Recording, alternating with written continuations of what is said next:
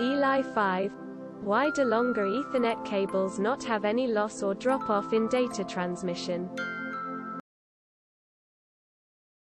They have losses. That's why the maximum length is specified. E.g. for Cat5 cable it's 100 meters.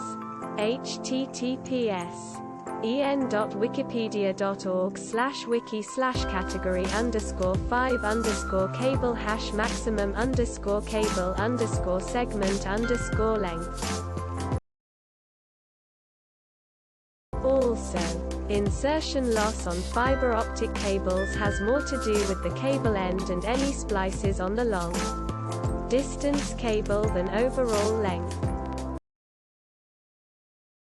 Also, I believe the 100 meters, 300 feet length of Ethernet UTP cable had something to do either the early Ethernet standard using carrier sense multiple access, collision avoidance CSMA, CA. When Ethernet was still half-duplex devices used to listen to the wire for a quiet period before sending their data. If the cable was too long, multiple devices might think it was clear and both send at the same time, resulting in a collision and lost data. They actually do. There is this thing called VSWR, which is basically a comparison of the information being transmitted and received.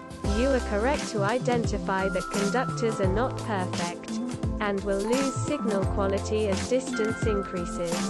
In general, we over-engineer systems so that performance is not degraded in these situations.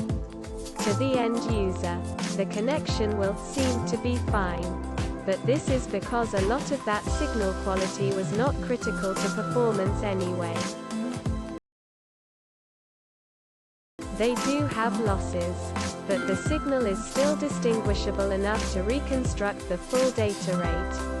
Insertion loss is also the signal degradation at the plug, at the insertion point, that is independent of path losses. Don't forget to share, like and subscribe for more content.